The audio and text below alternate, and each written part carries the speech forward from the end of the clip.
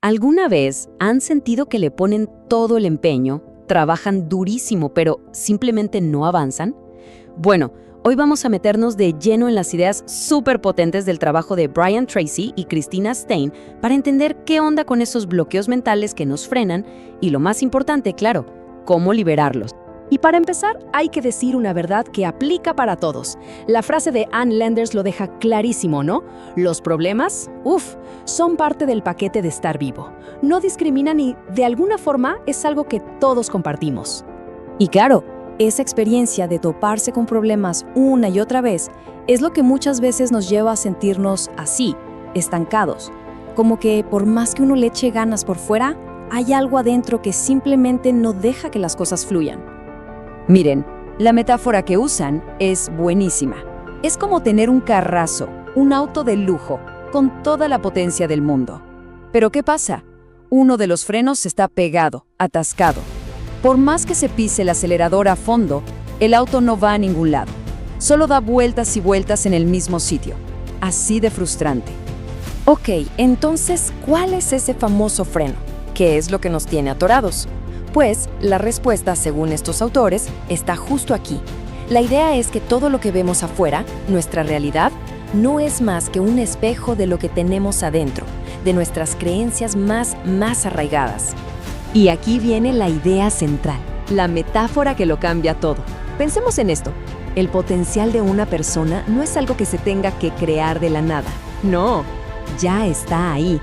Es como una obra maestra, perfecta, que solo está esperando a que la descubran. Y las palabras del mismísimo Miguel Ángel lo confirman, ¿no? Él no creó al David, él lo liberó. Dijo que su único trabajo era quitar todo lo que no era el David. Y esa es la clave. La chamba no es agregar cosas, es quitar esas capas de duda, de miedo, de creencias que no nos sirven para que por fin salga a la luz esa obra de arte que ya somos. Pero, ¿cómo pasa esto? ¿Cómo se crea esa realidad? El libro lo explica en 4 pasos, bien sencillito. Miren, todo empieza con los pensamientos. Esos son como la semillita. Si se repiten y repiten, ¡pum!, se convierten en creencias. Y esas creencias, a su vez, crean expectativas. ¿Y qué creen? Se cumplen. Al final, el mundo de afuera es solo un espejo que nos muestra lo que traemos por dentro. Así de directo. Ok, suena lógico. Pero la pregunta del millón es, ¿de dónde salió todo ese mármol? O sea, ¿cómo es que se nos pegaron esas creencias que nos limitan? Bueno, pues el material que analizamos se va hasta la raíz del asunto, a la parte psicológica. Y ojo con esto, porque es clave. Resulta que cuando nacemos, solo tenemos 2 miedos de fábrica, por así decirlo. A los ruidos fuertes y a caernos, nada más.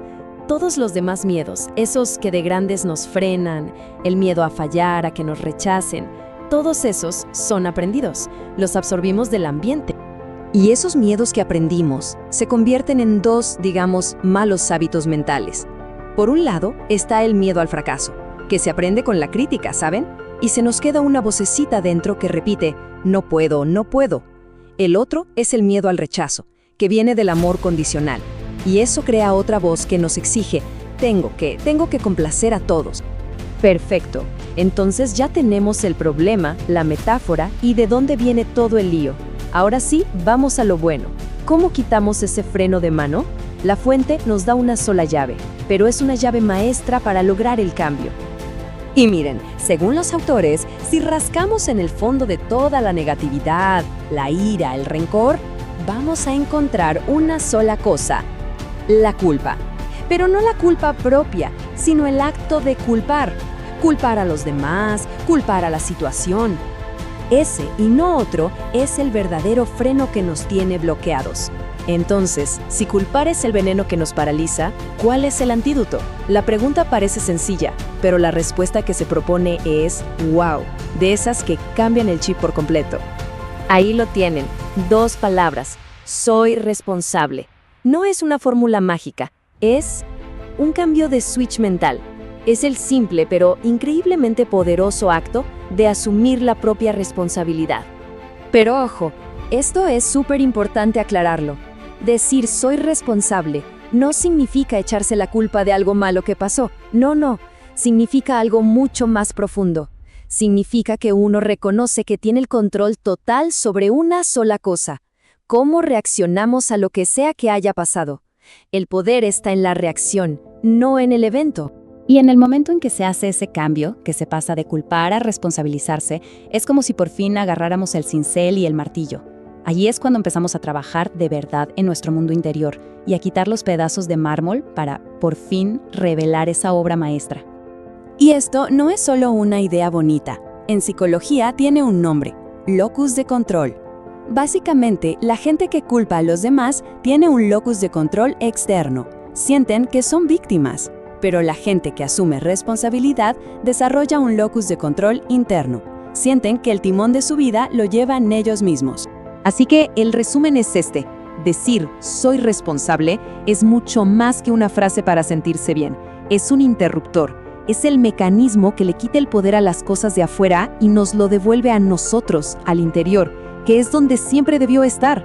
Y con esto cerramos el círculo. Volvemos al inicio.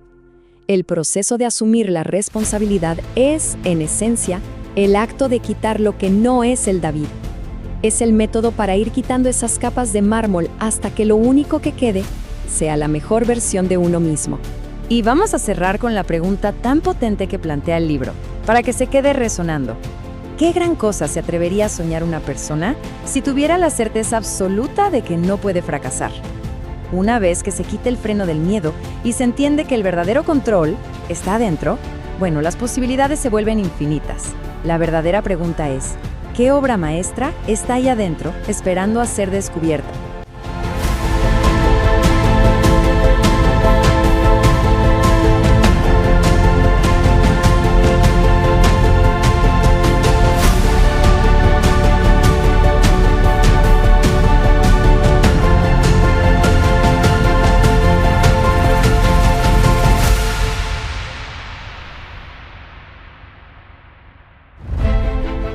Pensemos en esto por un segundo. El tiempo es el único recurso que, una vez que se va, no vuelve más. Se fue y ya está. Brian Tracy, que es una de las grandes mentes en desarrollo personal, entendió esto a la perfección y dedicó su vida a una sola pregunta: ¿cómo podemos dominarlo? Así que en este análisis vamos a desglosar sus claves para que cada hora cuente como un paso hacia el éxito. Es una sensación que casi todo el mundo conoce, ¿verdad? Esa lista de tareas que parece no tener fin. La presión que va subiendo y de repente el día se esfumó. Bueno, pues esa frustración es en realidad el punto de partida perfecto para quien busca un cambio de verdad. Y aquí viene lo interesante. Uno podría pensar que Brian Tracy nació con un cronómetro en la mano, como un genio de la productividad, pero para nada. Su historia arranca justo ahí, en ese mismo lugar de lucha y frustración que tantos de nosotros conocemos.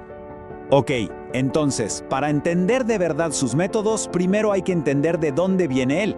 Su vida no es solo una historia de superación, es básicamente la prueba de que todo lo que enseña funciona.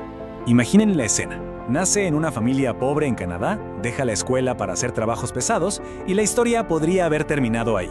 Pero no, en lugar de conformarse, se obsesionó, literalmente, con aprender por su cuenta. Y miren el salto que dio, de romper récords en ventas a fundar una compañía de formación reconocida en todo el mundo.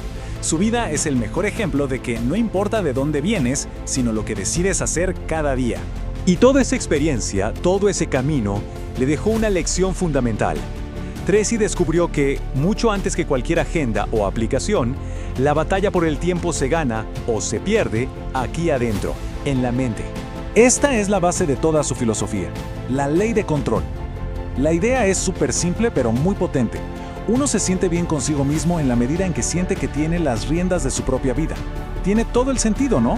Cuando sentimos que el tiempo se nos escapa, es como si la vida entera se nos fuera de control y ¡boom! Ahí es cuando aparece el estrés. Entonces, ¿cómo se construye esa sensación de control? Tracy nos da un mapa con 4D. Y ojo, no son trucos, son como los cimientos del carácter. Todo arranca con un deseo intenso de cambiar. Le sigue la decisión firme de adoptar nuevos hábitos. Luego, la determinación para no rendirse ante los obstáculos. Y por último, la más importante de todas, la disciplina, que es hacer lo que toca, haya ganas o no. Muy bien, ya tenemos la mentalidad, el juego interior. Ahora, ¿cómo llevamos todo eso al mundo real? Porque, seamos sinceros, las buenas intenciones sin un plan Se quedan solo en eso, en intenciones. Esta pregunta es, fundamental. Actuar sin tener un destino claro es la receta para el desastre. Es como subirse a un bote y empezar a remar con toda la energía del mundo, pero sin tener idea de a dónde se va. Y ahí está la gran trampa. Es muy fácil confundir estar ocupado con ser productivo. Y aquí es donde Tracy nos da el paso a paso. Se empieza por lo más profundo, los valores. Luego se proyecta una visión a futuro. Esa visión se desglosa en planes escritos y finalmente en una lista de tareas para cada día. ¿Ven cómo todo se conecta?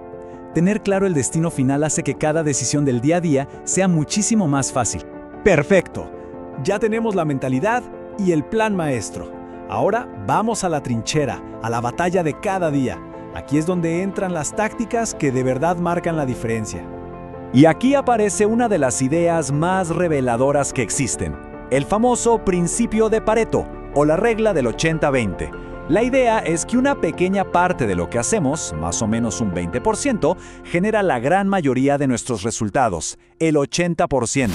Así que la clave no es hacer más cosas, sino encontrar ese 20% vital y enfocarse en él como si no hubiera un mañana. Y bueno, ¿cómo encontramos ese 20% mágico? No hace falta un software complicadísimo ni nada de eso.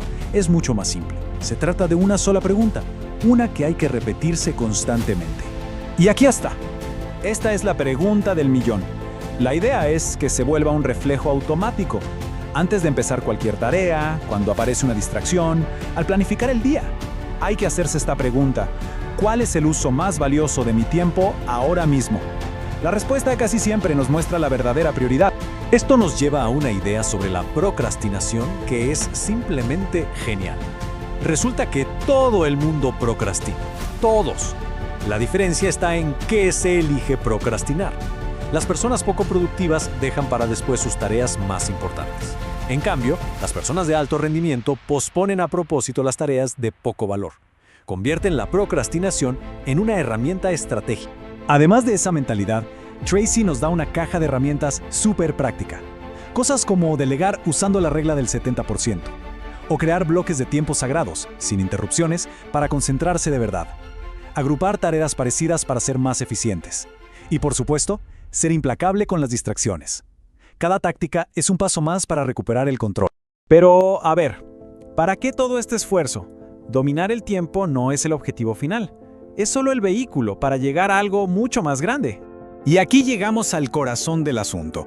Toda esta estructura y disciplina no buscan convertirnos en robots. El objetivo es liberar tiempo y energía mental para lo que de verdad importa, mejorar la calidad de vida en general, aumentar el disfrute, la felicidad.